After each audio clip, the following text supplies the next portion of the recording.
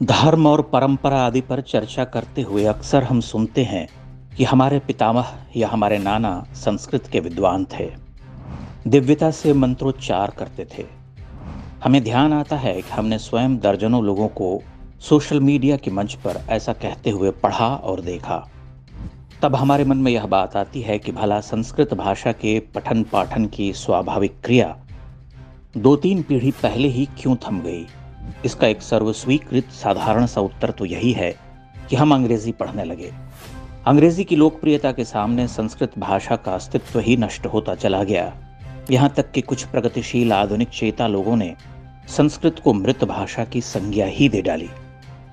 जब उन्होंने संस्कृत को मृत भाषा कहा, तब केवल उसके विकास रुक जाने की घोषणा नहीं की, बल्कि बड़े दर्प से उसकी हजारों वर्ष पुरानी अद्वितीय बौद्धिक संपदा और सतत नवीकरणीय शक्ति को भी सिरे से नकार दिया। Sanskrit is a dead language.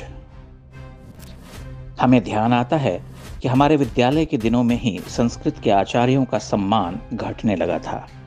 कुछ लोग बहुत सम्मानीय थे, किंतु अधिकांश की पूछ नहीं थी। उसका पहला कारण तो यही था कि हमने अपनी महान भाषा को महत्व देना बंद कर दिया था, या अंग्रेजी की गुलामी ने हमें संस्कृत से विमुख किया। दूसरा कारण स्वयं संस्कृत पढ़ाने वाले शिक्षक थे। अधिकांश अपनी गरिमा खुद नष्ट कर डालते। मनुष्य अपने व्यक्तित्व का निर्माण स्वयं करता है, चाहे तो उसे गरियता प्रदान करे, चाहे तो नमूना बनाकर रखे। एक विचित्र हीनता बोध ने हमारा बड़ा हित किया। संस्कृत भाषा हमारे शिक्षण से कटती हटती चली गई। रही सही कसर अगंभीर जोकर जैसे आचार्यों ने पूरी कर डाली। यही गति हिंदी की भी हुई, होनी ही थी। माँ दरिद्र होगी तो भला बेटी समृद्धि को कैसे पावेगी। लगभग 40-50 वर्ष का कालखंड इस भाषा के लिए सबसे बुरा था। ये वही कालखंड है जिसे प्रगतिशील लोग गोल्डन नेहरूवियन एरा कहते हैं। भारतीय समाज को भारतीयता से विमुख करने के चतुर्दिक प्रयास इसी समय हुए, जिसके परिणाम हम आज तक भोग रहे हैं। किंतु एक प्रतिगामी समय के बाद आज देखा जाता है कि संस्कृत भाषा को नवजीवन मिल रहा। बड़ी संख्या में लोग इसे पढ़ना चाहते हैं। सबसे महत्वपूर्ण और सुखद यह कि आईआईटी से कंप्यूटर इंजीनियरिंग पढ़ने वाले मेधावी छात्र भी संस्कृत के स्कॉलर हो रहे। हमारा मानना है कि आज के समय वे इस भाषा के महान सेवक हैं। पारंपरिक गुरुओं का ज्ञान तो है ही, किंतु सर्वथा नवीन और विज्ञान के क्षेत्र से जुड़े लोग संस्कृत की सेवा कर रहे। इससे अच्छी बात क्या हो सकती है। हमें आशा है कि संस्कृत की सलिला नई जलधाराओं के मिलने से रसवंती होगी।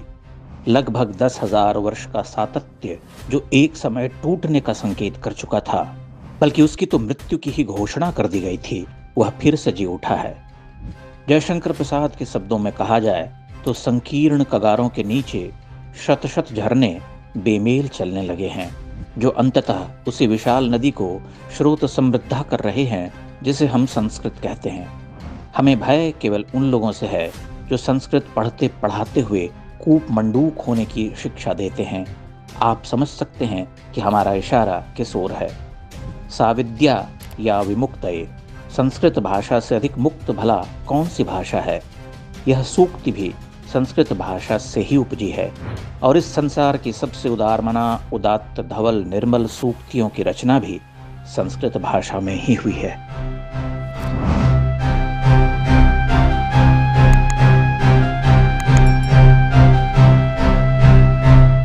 इंडेक्स ऑनलाइन के वीडियो समाज को समर्पित हैं। आप इनको डाउनलोड करके जैसे चाहे वैसे प्रयोग कर सकते हैं। चाहे तो आप हमारे टेलीग्राम चैनल से जुड़ सकते हैं। वहां सारे नए पुराने वीडियो आपको मिल जाएंगे। हमारे सोशल मीडिया लिंक हर वीडियो के डिस्क्रिप्शन में होते हैं। हमारा एकमात्र उद्देश्य हिंदू समाज को जागृत और एकजुट करना है। इसमें सहभागी बने। धन्यवाद।